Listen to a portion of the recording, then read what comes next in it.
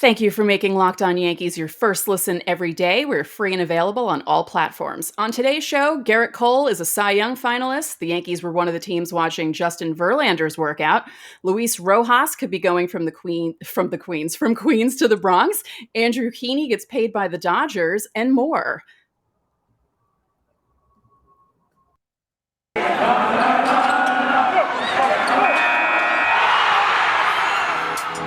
You are Locked On Yankees, your daily New York Yankees podcast. Part of the Locked On Podcast Network, your team every day.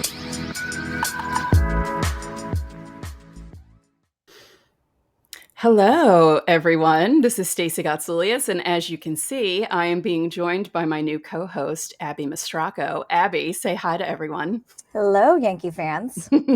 I'm very excited about this, and we have lots to talk about today. First, as you all know, you can watch us on YouTube if you're looking at us right now. Hi. And you can listen to us in Apple, Google, Spotify, Stitcher, Odyssey. If you have a smart device, you can tell it to play podcast Locked On Yankees.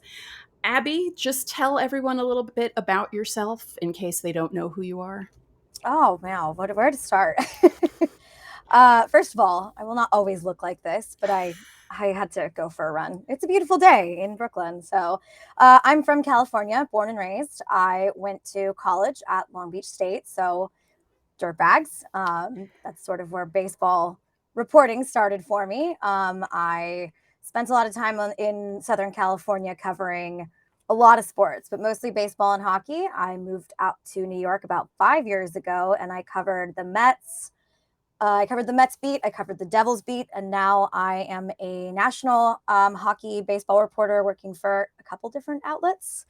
So it's been mostly baseball and hockey for about the last 5 years. I keep saying I'm going to narrow it down to one sport, like pick a lane, but that hasn't happened, and why bother, you know? Right. Yeah.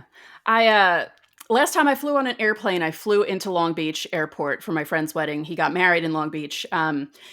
He's a friend I went to college with in New York. He's originally from Long Island. He met a girl out in California, never looked back. And that was more than 20 years ago. The wedding was in 2010. That's how long ago it's been since I've been on a plane. But it was JetBlue. We landed in Long Beach an hour before we were supposed to, because the pilot let us know that after they landed at Long Beach, they were heading to Las Vegas for the weekend. And he was like, yeah, we're going to do this in a hurry. And I checked into my hotel in Long Beach when I was supposed to be landing. Long Beach Airport is great. Like, it is one of the best airports to fly in. And I like going through security, 10 minutes max. Mm-hmm. It's great. It is. And I love walking out to the plane. You know, it's not a big fancy airport. And it was so, the whole plane started laughing when he said that. He's like, yeah, I'm not going to lie. We're going to Vegas after this. This is why we're this early. And I hope it's okay. You know, I hope I don't ruin your plans. I was like, no, this is great. You know, I have a rehearsal dinner to go to. Now I have more time to settle in. And yeah, this is wonderful. So we have some things to talk about today. I'm very excited because, you know, the off season is kind of slow here. But the first thing we'll talk about is Gerrit Cole. Now, the thing that cracks me up about this is they announced yesterday that Gerrit Cole is one of the Cy Young finalists. Now, as we know, that doesn't mean anything. They already know who the Cy Young winner is. I'm assuming it's going to be Robbie Ray. But considering that Cole's career ended after the sticky stuff ban, I'm impressed that he became a Cy Young finalist. What do you think? Yeah, the numbers were pretty drastic after that. And I think that, you know, the Cole that the Yankees were really needing down the stretch and like in the postseason never showed up. Of course, the votes are in before the postseason, so that doesn't make a difference. But he was really a different pitcher after that. And, you know, credit to Gerrit Cole. At least he didn't shy away from saying, he didn't pull an Aaron Rodgers and say, no, I never use sticky stuff. Like, right. At that point, though, what are you supposed to do? Like, his spin rates dropped so drastically. His numbers changed. Cole's still a very good pitcher. Right. That's not going to change. I mean, he still has great command of his stuff. He knows how to throw for strikes. But there was that aspect that's not there anymore. That spin rate is not, he'll figure out how to adapt because the best pitchers do, or maybe he won't. And maybe he's not as elite as we thought, but I think he will. I didn't have a vote this year, but if I did, it probably would have been for Robbie Ray. Right. Yeah. I mean, to be fair, he did have that hamstring injury that kind of hampered him down the stretch because there was a real difference between Gerrit Cole pre-hamstring and Gerrit Cole post-hamstring. Because even after the sticky stuff ban, he still threw that complete game against Yeah. Houston. So he was adjusting to it. Because good pitchers will adjust and will evolve. I mean, Yeah. there are some pitchers that that's what they had. That was the one pitch that they had, and they needed they needed that extra juice on it. Yeah. But Gerrit Cole is an elite pitcher, so, or at least we're about to find out. And I think he did still show that he is elite and that he can come back from that, but there's going to be some adjustment. The hamstring was, you could notice it. You could notice him sort of favoring it on the mound, especially later in the season. He just didn't look. He didn't look like himself. It was a trying season for the Yankees, you know. It's kind of funny when you think about it because the season that really should have killed the Yankees was 2019, and yet, that was the year they had 30 guys on the IL. Different guys kept going down, and they still won 103 games because it was every guy that came up was doing either the same or better as the guy that they replaced. And 2021, not that it was the opposite of that, but 2021 was so strange that Aaron Judge and Giancarlo Stanton were the guys that you saw the most in the lineup because they didn't get hurt.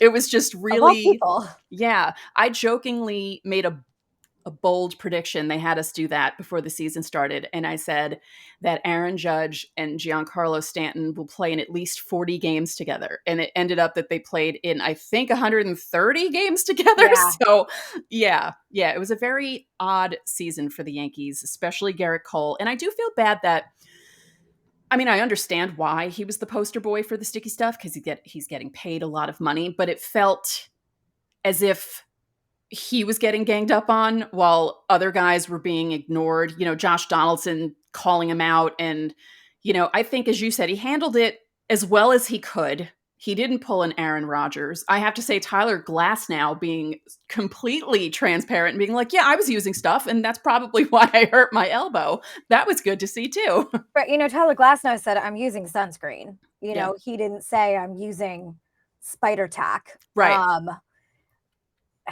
I think part of it with Gerrit Cole is the New York media market. It's different here. I've worked in Southern California, which, yeah, that's the LA media market is the number 2 media market in the country. But it is so different. You're not going to it's just not going to be as magnified. You don't have the back page New York Post headlines. There's a different media mentality here. And I didn't truly understand it until I moved here. Everybody had warned me. It's different. It's intense. And I was thinking, like, how much different could it be? I'm working in LA. It is so different. And people care about baseball here a lot more. I don't want to say more than they do in Southern California. It's just different because they really care about baseball in Southern California because that's sort of a factory. You've got all the travel teams. You've got elite college teams. But in New York, this is everybody's lifeblood, the Yankees, and to a lesser extent, the Mets. So people are going to focus in. And you've got a lot more media members asking what's going on, and media members who are not afraid to ask what's going on and what you're using. And he is the ace of the New York Yankees. I mean, that is, in the grand scheme of baseball, that's a pretty, you're sitting up there in terms, you're at the top of the mountain. I think that probably has something to do with it. Yes, should there maybe have been other pitchers who they zeroed in on? Of course, but are they in smaller markets where there's maybe 1 or 2 beat writers or a columnist that has to, one newspaper columnist that has to worry about a couple other sports? That's a possibility too. It's just different when you're in New York. You're going to get those kind of questions when you're here. I also wonder what it would have been like if he had re-signed with Houston and this all happened, especially with what we learned about what happened with Houston in 2017. I think that it would have been this bad then also if he was still with Houston. I think if he had signed with anyone else, maybe like the Angels, because I know people were thinking maybe he'd go back to Southern California, it would be slightly different. But yeah, the New York media is relentless. I was joking about how people who cover the Mets should probably get paid extra because of all of the drama that they have to As deal a with. former Mets beat writer, I have made that joke as well. Um, my Yeah. vacation day, oh God, I had comp days, and I was at a funeral a few years ago when news broke, and I was like, it was a family, like it was a distant relative I didn't really know that well, so I didn't feel that bad. But I'm sort of like under the table talking to my aunt upstate, like, okay, like typing something on my phone, like, hi, yeah, no, I'm doing great. Like, let me just make sure yeah, no, I'm so sorry for your loss. There's something that breaks every day. Yeah.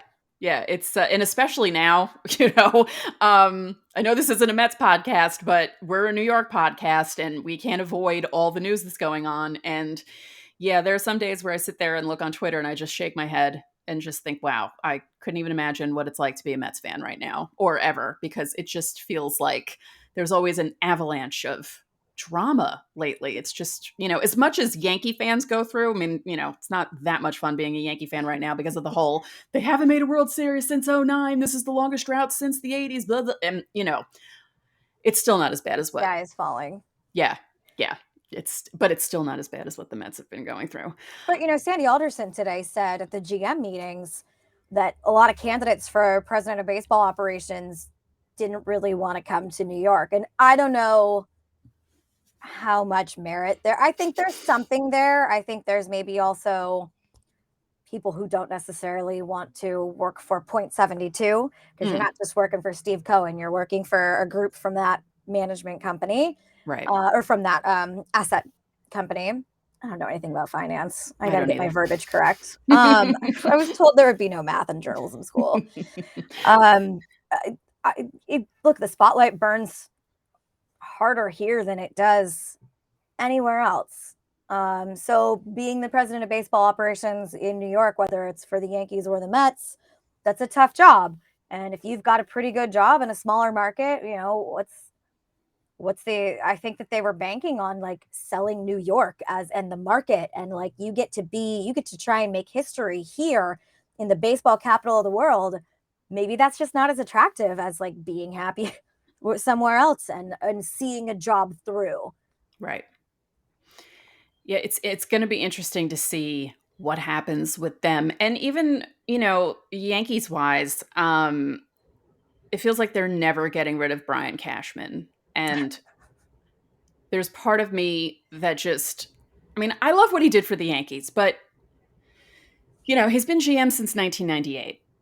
That's a really long time for there to not be change. And I think the Yankees need to change things up, and soon, if they want to win a World Series.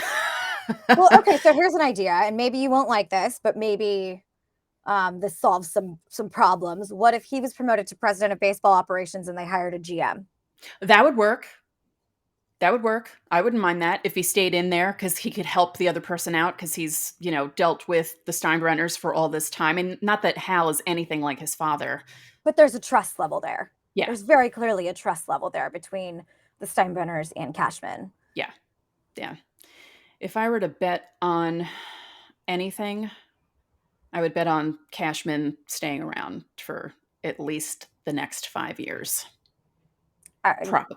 I think so. But this isn't an organization that likes to make impulsive changes, There are some of those, not anymore at least, This is not the George Steinbrenner Yankees. These are the Hal Steinbrenner Yankees, and they make decisions very carefully, which is not a bad thing, because when you don't make careful decisions, you end up as the Mets.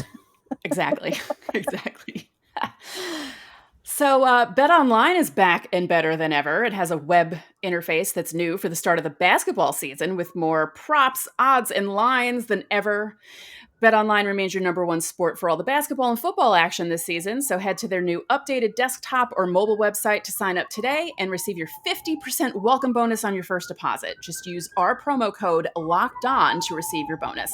From basketball, football, baseball postseason, although that's over now, NHL, boxing, and UFC, right to your favorite Vegas casino games. Don't wait to take advantage of all the amazing offers for the 2021 season. BetOnline is the fastest and easy way to bet on all your favorite sports. Bet online, where the game starts. Now, we're talking about pitching. Justin Verlander, who I still can't believe is only 38. It feels like, and I said this on Twitter yesterday, I said, how is Justin Verlander not 40 yet? How is this possible? It feels like he's been around forever. But he was working out for a bunch of teams. There were about 15 to 20 of them watching him in Florida. Amazingly enough, he was throwing between 94 and 97. He had Tommy John surgery. Again, he's 38 years old. He has a lot of mileage on that arm, and I'm surprised that he actually didn't need Tommy John's surgery sooner than last year. But his workout was held at Eric Cressy's facility, and Eric Cressy works for the Yankees. Not that that means anything, but the Yankees and the Mets was the Corey Kluber connection last year. He was a Cressy guy. Right. What are your thoughts on Verlander? Which teams do you think will make a play for him? I think the Mets might make a play for him. No, I don't know. It seems like a big name that the Mets tend to always make plays for guys a few years after they hit their peak. Although the Yankees do that too sometimes. So, I mean, which is like a new shift for them. Like, they're the Yankees. Why are they trying to get reclamation projects? They're the Yankees. They should be competing for the best of the free agent class. That's not to say that Justin Verlander is a reclamation project, because he's not that far gone from, being very successful and winning a World Series. But that was 4 years ago. And like you said, he's got a lot of mileage on his arm. I don't know about the Yankees and Justin Verlander. I mean, it does seem like the sort of like high profile pitcher that would be a fit for the market. I just think maybe there's a lot of question marks, and after how Corey Kluber worked out last season, and Taillon was a nice pickup last season, but why are you going for all these guys with question marks? Yep. I just think maybe they could aim a little bit younger and healthier, especially after what they did with Cole. Stuff. Yeah. I mean, I was actually shocked. I mean, just because, as we said in the last segment, Hal is a smarter business person. He's not reactionary like his father, which is a good thing. But I also feel like, and I've said this before, if there was a Steinbrenner child who was a mixture of Hal and Hank, because Hank was more like his father, may he rest in peace. If there was someone who was kind of a good mix of those two, that would be the perfect owner for the Yankees and what the Yankees want to do. I feel like Hal is a little bit too passive and too relaxed, as much as he says, we want to win a World Series every year. He's not proving that to me with some of the moves that he approves the front office to do. You know what I mean? Like, it just doesn't feel like there's that much of a desperation for them to win. They'll say they want to win, and then nothing. So I was shocked that they actually got Cole. But as you said, it's, they did the Kluber thing. Taillon, he hit a wall, which is understandable last season because he hadn't pitched in 2 years. He was coming back from Tommy John. And I think that if 2022 is a full season, hopefully it is without a lockout, I think he'll be better in 2022. He will have worked enough to pitch a full season and be okay, hopefully without any weird injuries, because he did hurt his ankle down the stretch. But it's just very strange that they are doing these reclamation project things again, because we had that issue in the mid 2000s where they got Randy Johnson, kind of after his prime. They got Jarrett Wright kind of after his prime. They signed guys like Carl Pavano and, even Kevin Brown and, and there's a name I haven't heard in a long time. And it's, I don't want to sit through that again. So, I mean, I don't know. I feel like Justin Verlander might be that kind of, maybe we should try this sort of thing for the Yankees. But I also feel like the Mets might be the ones who are like, yeah, let's get Verlander. Well, I don't know that the Yankees necessarily need like a sexy name to slot behind Cole. I think what they need is maybe to get a little bit younger and get some guys who can eat some innings more so than question marks. Right. And you don't have to sign them as free agents. I know that the Yankees don't want to move a lot of their assets. They are trying to build their organization from the ground up, which is that's the smarter way to do it. That's how you create a sustainable winning organization. But there are ways to get creative, and maybe they don't have to sign a free agent to fortify that starting staff. But I think they absolutely need to fortify the starting staff. There's no question of whether it's Verlander or not. This should be a priority for them, because the depth behind Cole really dropped off. And it's a lot of pressure on the ace every 5 days to go out there and like you have to go deep into innings. Yeah. Or into games. I mean, aces these days don't throw 7 innings. Like we saw in the World Series, they're throwing 5, 6. They go 2 times through the order. The win probabilities, the injuries, like there is like a consensus baseball decision, maybe not a full consensus, but like there is a baseball trend that dictates that your starting pitchers are now only going about twice through the order instead of 3 times. A true ace used to go 7 innings every start. At least, yeah. Yeah, we're not seeing that anymore. It's trending in a different bullpens, and the Yankees have a great bullpen, so they have the ability to do that. But at some point, you still run out of arms. Right. Your bullpen guys get tired. Yeah. You know? Yeah. So I was surprised that Lucas Lecky's arm didn't fall off. Not that he throws hard, but Aaron Boone used him a lot. And for someone who hadn't pitched in the majors since 2015, I mean, that was a great story. First of all, that he made the team. I mean, he lucked out that Britton was hurt, so that kind of helped him make the team out of spring training, but that he showed enough out of spring training to make the team and then basically helped them out the whole year. You know, that was someone no one would have expected the Yankees to pick to be on the team, and then for someone to last the entire season. Again, another reclamation project, but as a reliever, you can sort of remake yourself. I love those stories. You can, because as a reliever, you don't need that many pitches. You have to throw 1 or 2 very well, and you have to command the strike zone. And if you can do that, you're probably going to have a job for a little while. You know, we've seen some relievers go into their 40s. So yeah. But you're right. It was not a Yankees type of name. Yeah. We're sensing a trend here. And you had mentioned the whole people not lasting long in the playoffs. And it was throughout the playoffs. There were starters in every round of the playoffs that didn't last long. You know, Scherzer coming out of games after 4 1/3. Just Max Fried in Game 6. I mean, yeah, he was pitching a shutout. Why are you going to yank him in the 6th inning? Right. I mean, it worked out. It did, but at the time, you don't have to. You have to game plan for max one more game. You know, like you're not game planning for the rest of the week or another series at that point. You're planning for just leave Max Fried in. Let him have his moment. Yeah. Let him have his Maddox moment. Now, I was wondering about this last week, and I wonder how you feel about this.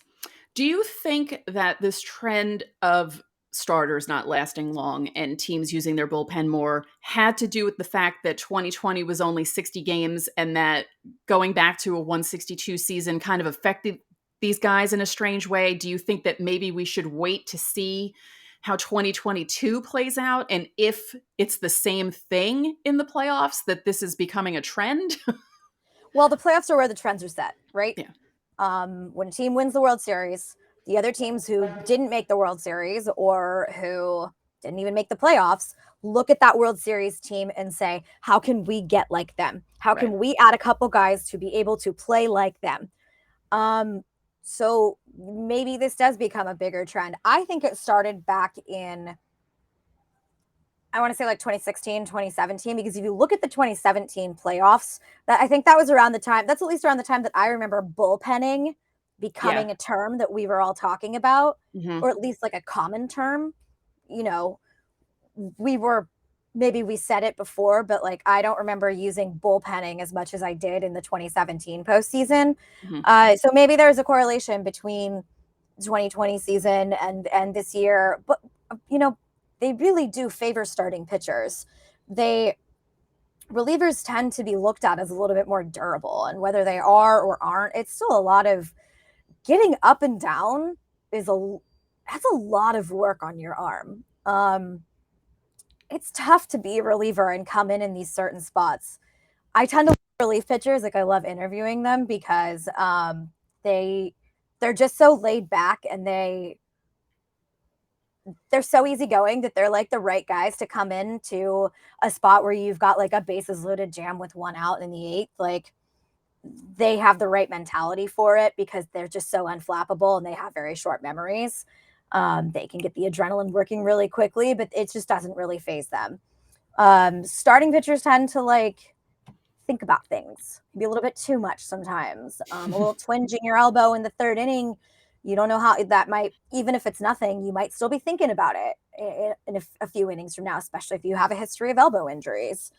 It's, I think maybe it's like it was like a perfect storm between the trends being set in like 2016, 17, sort of like heading into 2020, and then all the work being disrupted. We saw a lot more injuries this year, especially when it came to starting pitching. I don't have the numbers. I have them written down somewhere because I was working on a story about this back in the summer, but there were a lot of starting pitching injuries this year, more so than in the last couple of years. And it was soft tissue injuries, which tend to be overuse. Right. So I think it started, like I said, this is probably now a long story that I probably should have cut short, but I think it started in 2017, and the effects of 2020 sort of, I don't know, sort of made it so that we were relying more on, it was a tactic that they saw that they could utilize this year, and it's now stuck. A lot of teams have had success with it. I mean, look at, they got to the postseason doing this. So right. I think we're still going to have those true aces, those like workhorses. I know Jacob deGrom does not like being pulled out of games. He has been, he had to this year, but I know he does not like being pulled out of games before the seventh inning. And you do get those old school starters, but we are seeing the front offices dictate a lot more of the management on the field. So if they say that the bullpen is the way to go, then yeah, that's what we're going to see. Yep. Speaking of Queens, because we were talking about deGrom, there was an article that said Luis Rojas might be in the running to become the Yankees' third base coach. Now, some people were laughing at this. Other people were joking about, well, he's got to be better than Phil Nevin. Because the Yankees, I think they led the league in getting thrown out at the plate. Yes. Yeah. They either led the league or they were up their tops. Yeah. Yeah. I like this move. I think it would be great if he joined the coaching staff for the Yankees. I think that'd be a good move for him because, he went through some stuff managing the Mets. And I think that, not that third base coach is easy because, again, if someone gets thrown out at home, they'll ultimately blame you unless they, blatantly run through a stop sign. But, you do get a lot of grief when you're third base coach. But I think this could be a good move for him. Louis as a manager, or let's not even like Louis as a manager or as a person, he's very well respected throughout the game, especially with younger Latino players. He's able to connect with them. He was the Mets AA coach, and the guys who came through Binghamton absolutely had great things to say about him, his leadership. Where he was criticized last year was his managerial instincts. I think third base is a much less, if you want to talk about decision making in games, there's a little bit less pressure than being the manager and having to make all of the decisions.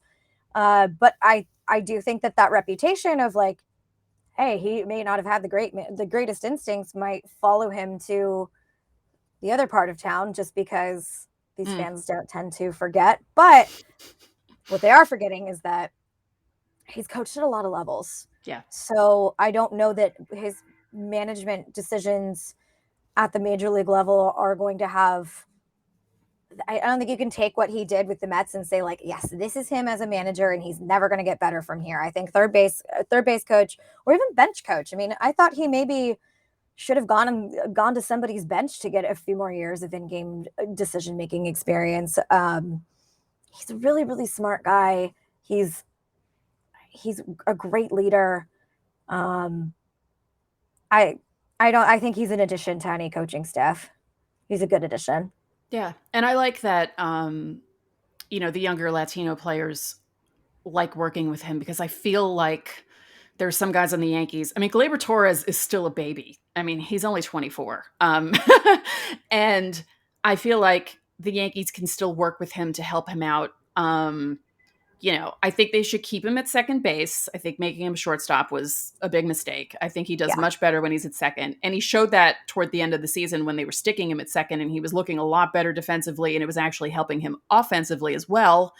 And I think having someone like Rojas on the team could actually help someone like Gleyber Torres, maybe even Gary Sanchez, and other players like that. So I like the move. I hope it happens and I hope it works out because the Yankees hired Aaron Boone. He had no managerial experience and we've seen how that's, the first couple of seasons were kind of like, okay, they made the playoffs. Ooh, they made the ALCS. This is great. Savage is in the box. And in the last couple of seasons we've seen, oh, maybe this wasn't that good an idea to hire someone without experience. The thing about Boone though is that he really has his players' backs, and that is going to get you further than a manager who may have like a closed door policy and likes to use his veterans to communicate.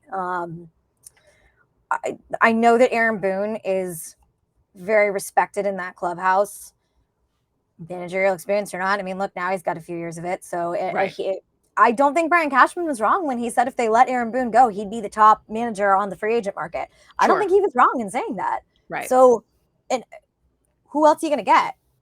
If they move on from Boone, who do you want that's better? Right. Who would be out there? Because I'm trying to think who did Jace Tingler just move to another team? He just got bench coach. Right. Yeah. Yeah. And I mean, I was shocked by the Bob Melvin going to the Padres thing. Although I think everyone was shocked by that, including everyone who roots for the A's, because that was a funny day on Twitter. It was like, wait, he's going where? I'm sorry, what? Yeah. Yeah. It's like, holy cow. How did that happen? What's going on? Speaking of what's going on, we have to discuss this because I mentioned it in the open, but it came out last night that the Dodgers signed Andrew Heaney for $8.5 million. Now, Yankee fans are probably sitting there going, what? How is this possible? But I can see it from the Dodgers' point of view because Andrew Heaney's the type of pitcher, he has certain numbers that are really good, but he's also the type of pitcher that if he throws a mistake, they're just killed. There are some pitchers who throw mistakes and they kind of get away with them. And he's one of those guys where it doesn't work that way for him, but I feel like the Dodgers could help him. For some reason, the Yankees don't seem to help some of these guys.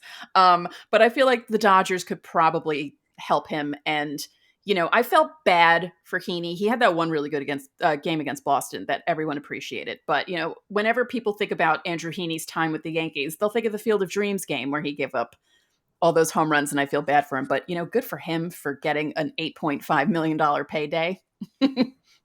Yeah. I actually meant to look at the Fangraphs projected salaries earlier, but I was in the middle of some other interviews for another story. But with the Dodgers, the Dodgers and the Astros are both very good at identifying one or two things that guys do right and taking them and figuring out how to use them to their advantage. Whether it's one pitch, you throw this 100 more times in these 100 situations, or whether it's something in their swing. So the Dodgers obviously saw something that they could utilize in Andrew Heaney, and he's not that much further from Anaheim, where he previously played. Right. Orange County, LA, just depending on traffic. So can the Dodgers fix him? Well, if the Dodgers can't fix him, then maybe no one can. No. That's But it just sometimes it takes a belief in a player, and it takes the right data. Right. Yeah. I just thought it was funny when it first came out, because at first it was 8 million and I was like, wow, and then it came out, Mark Feinsand came out a half hour later, said it's actually 8.5. I was like, wow, good for him. And, if they can identify what's going on with him and fix it, and because the home run was his problem. But there were some times where he was throwing, what pitch was it? It was an off-speed pitch, but he would make guys look really foolish. And I was like, wow, okay. He has good stuff. Yeah. Yeah. Yeah. And it's just, I thought with the new pitching coach that the Yankees would do a better job at identifying guys' problems. My biggest issue with when I first started this podcast, my first offseason was the Sonny Gray offseason when they were looking to get rid of him. And Yeah. at first I was thinking, yeah, get rid of him, get rid of him. And then I really started to think about it. And during the course of one episode, I went from wanting to get rid of Sonny Gray to being pissed at the Yankees for not working with him to make him better. And that's always driven me crazy. It drove me crazy watching Nate Eovaldi do what he did with Boston after what he didn't do with the Yankees. And I feel like I don't know how to fix that for the Yankees because it seems to not matter who the pitching coach is. They just, something in their system is not identifying issues that these guys have. And there's also the problem of making these guys throw pitches that they don't want to throw, like making them throw more changeups than fastballs and messing around with their repertoire. And I don't know. Something from above that the Yankees need to fix in that aspect because I'm sick of watching these guys. I mean, watch Andrew Heaney come out, go to the Dodgers and do pitching with guys like, Buehler and Scherzer and all these other guys and doing really well. And us sitting here going, oh, why couldn't he do that here?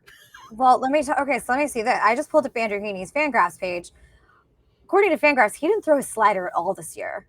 Wow. He threw his cutter a lot and he threw a changeup and a four-seamer, but he didn't throw his slider at all. And he was throwing his slider a lot earlier in his career. I mean, he was throwing it more than 60% of the time his first couple years in the league, or in the major leagues. So maybe that's what the Dodgers wanted to do. Maybe they want to get him back to throwing his slider or utilizing his slider in certain situations. And that's what they see that they can take and sort of exploit. Yeah. Let me just say this one more time to everyone. Thank you again for making Locked On Yankees your first listen every day. We're free and available. Really, Mom? Sorry. Hold on. I can't believe my mom just called me while I'm recording a podcast. She should know better.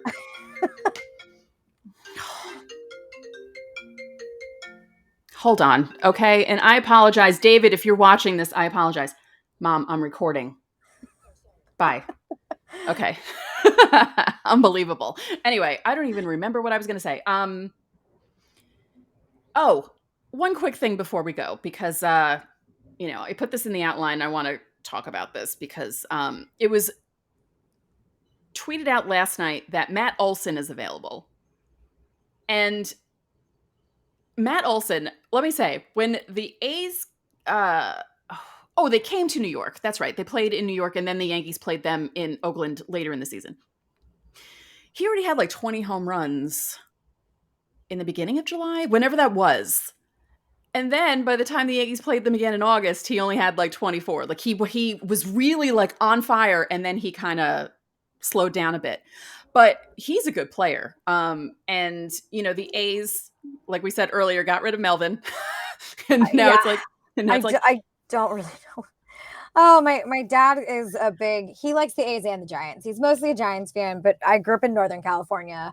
I grew up in the Sacramento area. So I wasn't on the East Bay or like the North Bay where like the division is actually drawn, but California is just so laid back that if you like one or the other, it's kind of like, that's fine. Or if you like both of them, it's like, it's not a huge deal. You kind of have one that you favor more than the other. Yeah, it's not like New York. No, not at all. California's different. As I said earlier, California's different. Yeah. Or maybe it's New York that's different from everywhere else. Mm-hmm. I'll go with that one. But I get these long rambling text messages from my dad being like, he clips the words and it's like, like boomer text where I can't understand his like shorthand text. I'm like, just tell me the word, Dad. I don't know what you're saying, but I've been getting these like long rambling text messages about the A's. And I'm like, Dad, I don't know what they're doing or what you're saying. I'm so sorry. You're going to have to like use your words.